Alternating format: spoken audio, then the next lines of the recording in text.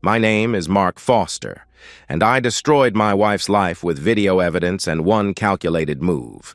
She deserved every second of it. I'm 40 years old, an electrical engineer who spent 12 years building what I thought was the perfect life. Stable career at Morrison Tech, a 4-bedroom colonial in Westfield with the white picket fence and 2-car garage, and what I believed was a loving marriage to Lisa. We had Ryan, our 8-year-old son, who meant everything to me. I thought I had it all figured out. Looking back, I was pathetically naive. The devoted husband who worked 60-hour weeks to keep us comfortable, who never questioned when Lisa lost her marketing job during the pandemic and decided to stay home, who trusted her completely when she said she was finding herself and needed space to figure out her next career move. I believed every word because that's what married couples do. They trust each other. Our life had all the hallmarks of suburban success. Weekend barbecues where Lisa played the perfect hostess, laughing with neighbors while I grilled burgers for Ryan and his friends. Family trips to Miller Park where I pushed Ryan on the swings while Lisa took pictures for her Instagram. Bedtime. Stories every night. Sunday morning pancakes. The comfortable routines that made me feel like I was winning at life. I remember telling my brother Dave that marriage was about partnership, about building something together that was bigger than either person alone. Lisa and I are a team, I'd say, actually believing the words coming out of my mouth. I was so goddamn proud of what we'd built. That was before Tuesday, October 15th. Before I came home at 3:30 p.m. with a migraine that felt like someone was driving, nails through my skull, expecting to find Lisa reading on the couch while Ryan watched cartoons. Instead, I found my son crying alone in our living room, his face red and streaked with tears, clutching his stuffed elephant like it was the only solid thing in his world. "Daddy," Ryan sobbed, running into my arms with the desperate relief of a child who thought he'd been abandoned forever. "Mommy left and she said she'd be right back, but that was forever ago and I got scared." My heart stopped. Lisa had left our 8-year-old son alone in the house. Not for 5 minutes to grab the mail, but long enough for him to panic, long enough for real fear to set in. I held Ryan tight, feeling his small body shake against my chest, and something cold and hard formed in my stomach. 20 minutes later, Lisa burst through the front door, breathless and flushed, her hair slightly messed and her lipstick gone. She looked startled to see me home, then guilty, then defiant in rapid succession. "Mark!" "I didn't expect you home so early," Lisa said, her voice too bright, too casual. "I just ran next door to borrow some salt from Tom. You know how neighborly he is. Tom Brennan, our 42-year-old bachelor neighbor who'd moved in 6 months ago. The divorced architect who always seemed to be working in his front yard when Lisa took her afternoon walks. The same man who'd offered to help fix our fence last month while I was at work." "Salt," I repeated, looking at her empty hands. "For 20 minutes? We got talking about his garden renovation. You know how I love landscape design," Lisa replied. The lie rolled off her tongue so smoothly it made me sick. "I'm sorry, honey. I didn't think Ryan would get upset." But she wasn't looking at Ryan. She wasn't looking at me either. Her eyes kept sliding away, focusing on the wall, the floor, anywhere but the two people whose lives she'd just betrayed. That night. I lay in bed listening to Lisa's careful, even breathing and replaying every detail. Her flushed face, her missing lipstick, the way she'd said Tom's name with just a little too much familiarity. The 20 minutes our son had spent alone and terrified because she couldn't resist whatever was happening next door. My engineering mind kicked in, the same analytical process I used to troubleshoot circuit boards and identify system failures. Every suspicious behavior became data points. Every inconsistency became evidence of a larger malfunction. And I realized that the woman sleeping next to me, the mother of my child, had become a problem that needed solving. I'd spent 12 years trusting Lisa completely. 12 years believing in us, in the life we'd built, in the promises we'd made. But trust, once broken, can't be repaired. It can only be replaced with cold, hard knowledge. That's when I decided to find out exactly what Lisa was doing next door and exactly what I was going to do about it.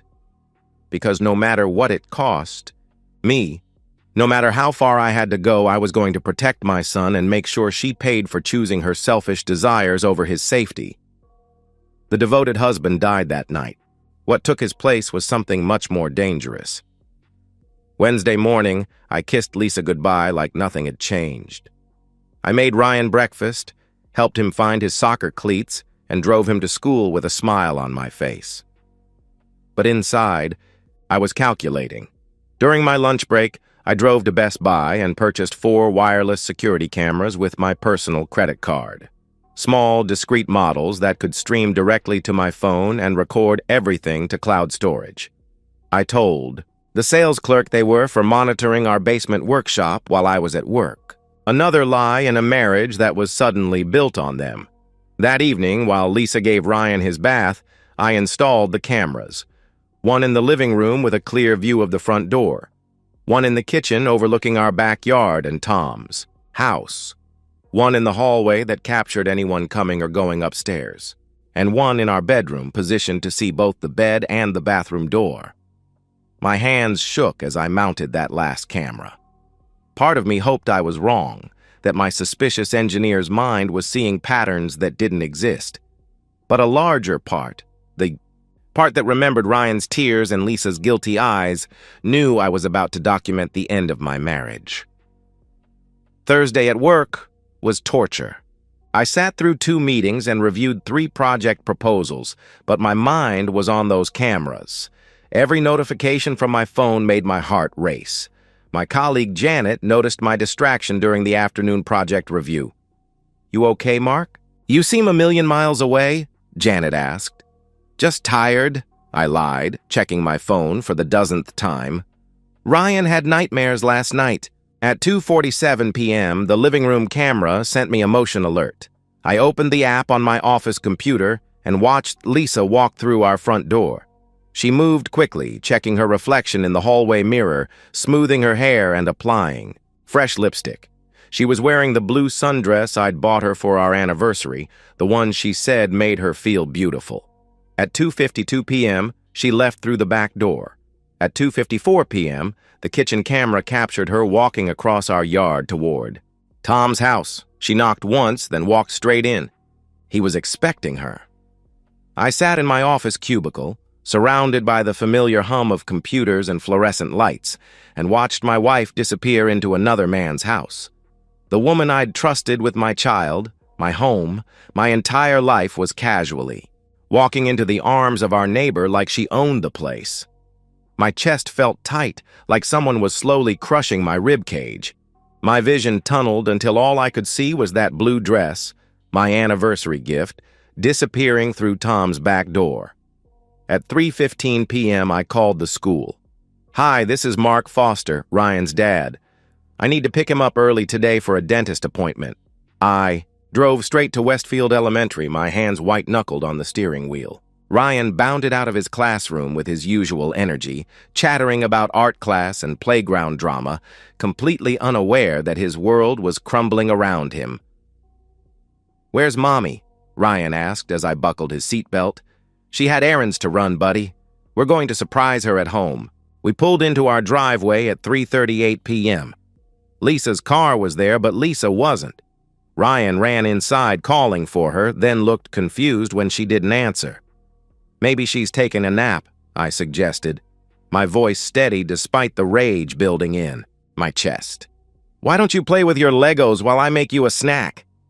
At 3:55 p.m., the motion sensor chimed. I watched Lisa hurry through our back door, her hair disheveled, her lipstick gone again, her sundress wrinkled in ways that told me everything I needed to know about how she'd spent the last hour. She froze when she saw me in the kitchen, her face cycling through surprise, guilt, and practiced innocence. "Mark, you're home early again. Is everything okay?" Lisa asked. "Migraine's back," I said calmly, watching her scramble for an explanation she'd never need to give. "Where were you?" I was... Lisa glanced toward the backyard, then back at me. Taking a walk. I needed some air. For 50 minutes? While our son was alone? I lost track of time. You know how I get when I'm thinking, she replied, moving toward Ryan, who was building a castle in the living room. But I caught the way she checked her reflection in the microwave door first, making sure she looked like a woman who'd been walking instead of our neighbor. That night, I uploaded the camera footage to my secure cloud storage. Then I opened a new folder on my laptop and labeled it Evidence, because that's what this was now. Not a marriage, not a family, but a legal case waiting to happen. As I worked, Lisa sat beside me on the couch watching Netflix, occasionally commenting on the show or asking about my day. She played the part of loving wife so perfectly that I almost admired her performance. Almost. But every time she spoke, all I could see was that blue dress walking into Tom's house. All I could think about was my son crying alone, while his mother chose her affair over his safety. The devoted husband was truly dead now. What remained was a man with evidence, a plan, and nothing left to lose. Friday afternoon, I left work at 2:30 p.m. without telling anyone where I was going. The drive home felt like descending into hell, my hands steady on the wheel while my mind replayed 2 days of surveillance footage. Lisa entering Tom's house, Lisa leaving with her clothes wrinkled and her hair mussed, my son alone and frightened while his mother got her needs met 20 yards away. I pulled into our driveway and checked the camera feed on my phone. Lisa's car was gone. I knew exactly where she was. The walk to Tom's house took less than 30 seconds. 30 seconds to cross from the life I'd built to the place where it had died. His privacy fence was expensive cedar, nearly 6 feet tall, with a locked gate that was supposed to keep neighbors out. I tested the latch once, then put my shoulder into it. The gate exploded inward with a crack that split the afternoon quiet. Wood splintered. Metal hinges bent. I felt nothing but cold satisfaction as I walked through the wreckage into Tom's perfectly manicured backyard. Their voices came from the master bedroom on the second floor. Lisa's laugh, breathless and happy, in a way I hadn't heard in months. Tom's lower rumble, intimate and possessive. I climbed his deck stairs 2 at a time, my work boots heavy on the wood. The sliding door was unlocked. Of course it was. Why worry about security when you're someone's wife in broad daylight? I found them in his bed, the king-sized bed he'd probably bought after his divorce, positioned to face the window that overlooked our house. They were naked, wrapped around each other like teenagers, completely lost in their bubble of selfish pleasure. Lisa saw me first. Her face went white, then red, then white again. She grabbed for the sheet, but there was nowhere to hide, no lie big enough to cover this moment. Tom sat up, his mouth opening and closing like a fish, his architect's mind probably calculating how much this was going to cost him. "Mark," Lisa started. "Don't," I said, my voice quiet, controlled, cold as January. "Don't say a f***ing word." Tom had the balls to look indignant. "You can't just break into my house?" I hit him before he finished the sentence. Not a wild swing, but a controlled right cross that put him on the floor next to his bed. The sound of fist meeting jaw was sharp and satisfying. My knuckles split and bled, but the pain felt good, real. "You're in my wife's pussy while my son is alone in our house," I said, standing over him while he held his bleeding nose. "Try to explain to me why you deserve anything less than this." Lisa was crying now, clutching the sheet to her chest, makeup running down her cheeks. "Please, Mark, let me explain." "Explain what? That you left Ryan by himself so you could come here? That you've been doing this for weeks? That everything about our life is a lie?" I pulled out my phone and showed her the screenshot from yesterday's footage. Her walking into Tom's house while our son played alone in our backyard. Her face crumpled. "It's not what you think, it's exactly what I think. You're a cheating who abandoned her own child for a quick. The words felt like acid in my mouth, but they were true. Every syllable was justified by what I'd witnessed, what I'd documented, what I'd endured. Tom tried to sit up, still holding his nose. Look, man, I'm sorry about... I kicked him in the ribs, not hard enough to break anything, but hard enough to make my point. You're sorry? You're sorry? I leaned down until my face was inches from his. You helped her abandon my son. You helped her destroy my family. Sorry doesn't begin to cover what you owe me. Lisa was sobbing now, desperate and ugly. Please, Mark, I love you. This was a mistake. It didn't mean anything. If it didn't mean anything, why risk everything for it? Why leave Ryan alone and scared? Why lie to my face every single day? I stood up and looked at both of them, naked, pathetic, caught in the wreckage of their selfish choices. The rage was still there, but underneath it was something colder and more dangerous. Clarity. Get dressed, I told Lisa. Go home to your son and figure out how you're going to explain this to him when you lose custody. I walked out through Tom's broken gate and across the yard to our house. Ryan was in the living room building with Legos, safe and oblivious. When he saw me, he smiled and ran over for a hug. Daddy, look what I built, Ryan said excitedly. I held my son tight, smelling his shampoo and feeling his small arms around my neck. This was what mattered. This was what I was fighting for. Not the marriage, not the house, not the perfect life I'd imagined. Just this boy who needed a father, who would protect him from a world that included mothers who valued their own pleasure over their children's safety.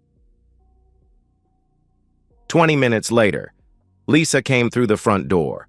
Her face was swollen from crying, her blue dress wrinkled and stained. She looked at me with something between hope and terror. Mark, we need to talk, Lisa began. No, we don't. I need to protect my son from his mother's choices. You need to find a lawyer. That was the last conversation we had as husband and wife. Everything else would be handled through legal channels, with evidence and documentation and cold, brutal facts. The war was just beginning. The following Monday morning, I took a personal day and met with Richard Chen, the best divorce attorney in the county. His office was downtown in a glass tower, all polished surfaces and law degrees designed to intimidate and reassure in equal measure. I need full custody of my son, I told him, sliding a tablet across his mahogany desk. And I need my wife to lose everything.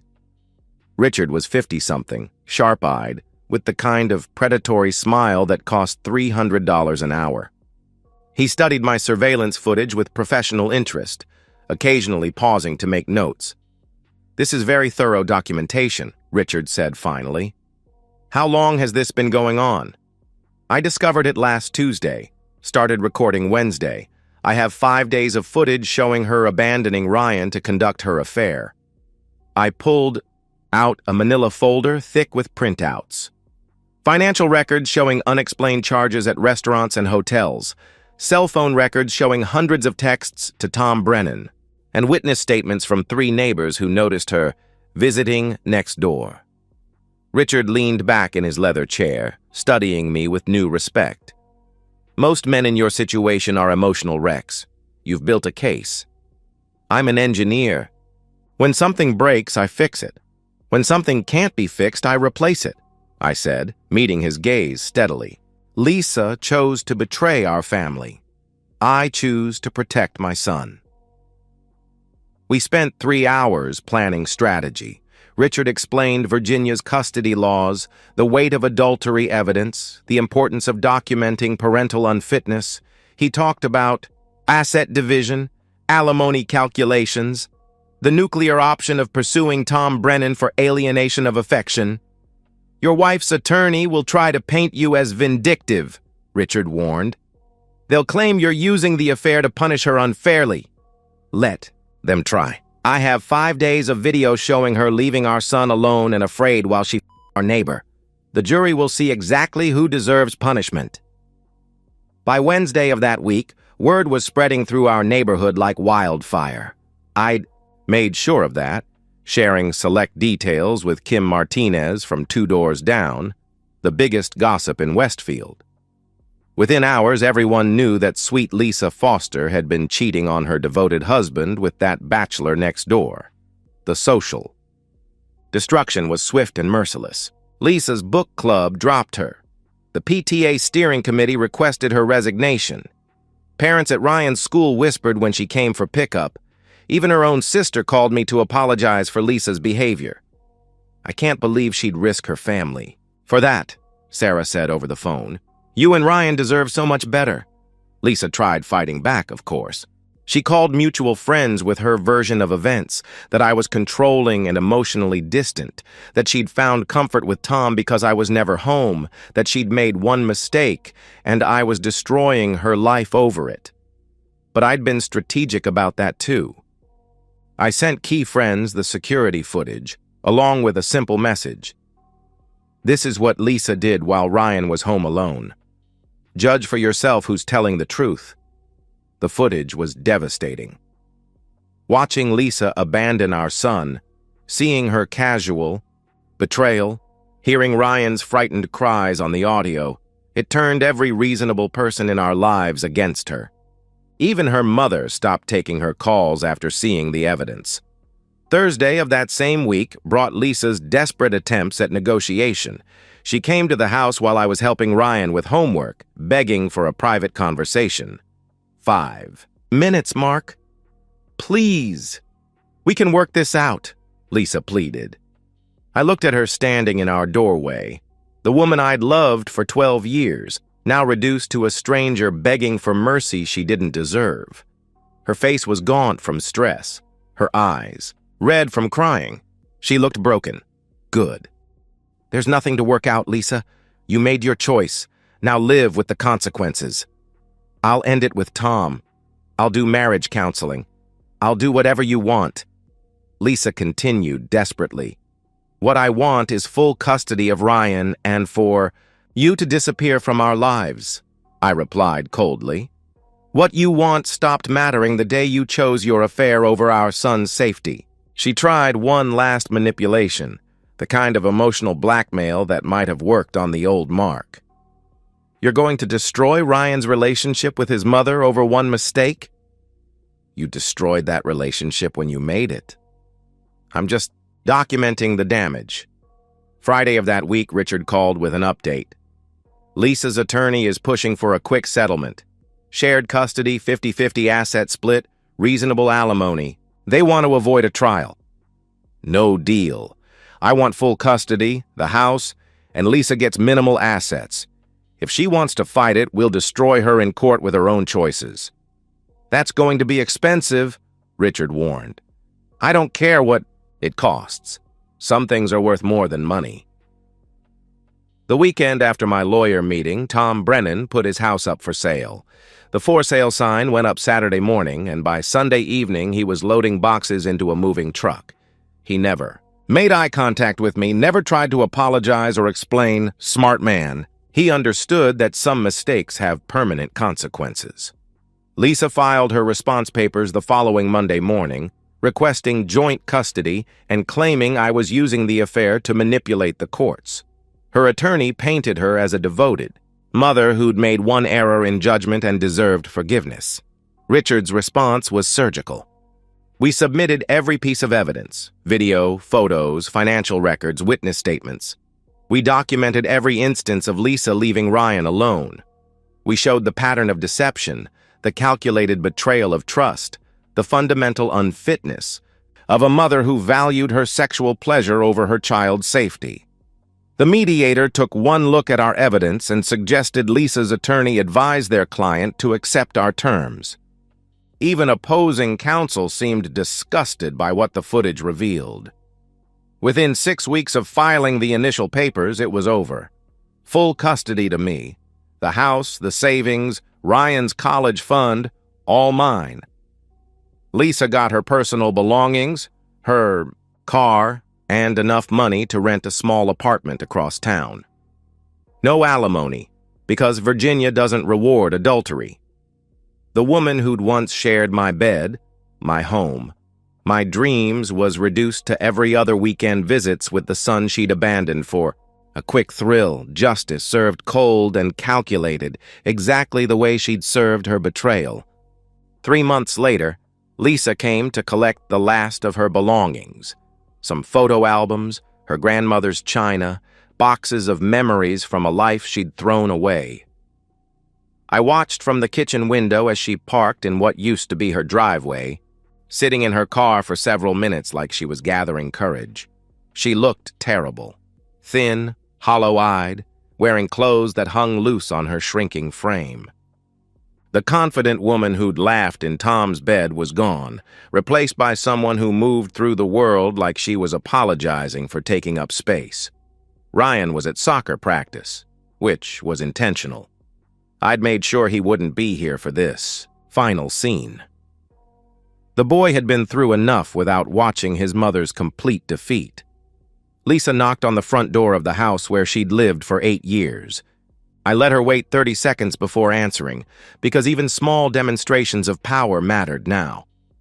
"Hello, Mark," Lisa said quietly, her voice careful.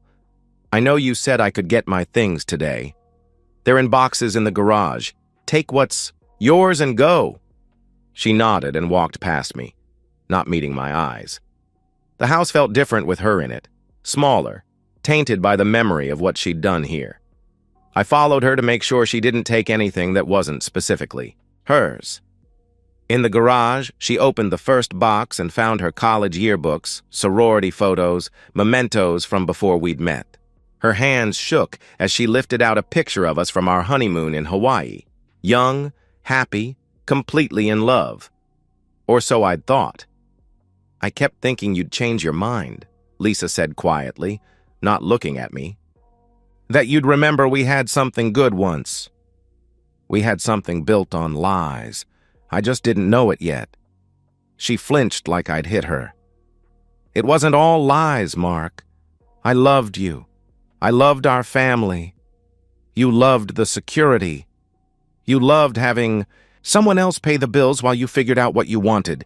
You loved playing house until something more exciting came along." "That's not fair," Lisa protested. "Fair?" I stepped closer, letting her see the controlled anger I'd carried for months. "You want to talk about fair? Is it fair that Ryan cries at night sometimes, asking why Mommy doesn't live here anymore?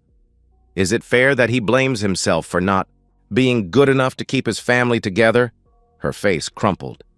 "I never meant for Ryan to get hurt, but he did get hurt. Because you made a choice. Every time you walked out that door to Tom's house, every time you left him alone and scared, every time you lied to his face, you chose your affair over his well-being." She was crying now, ugly sobs that shook her whole body. "I know I made mistakes. Mistakes are accidental. What you did was calculated. You had keys to his house, Lisa. You planned this. You chose this. And when you got caught, your only regret was losing your comfortable life, not destroying your son's childhood." "Please," Lisa whispered.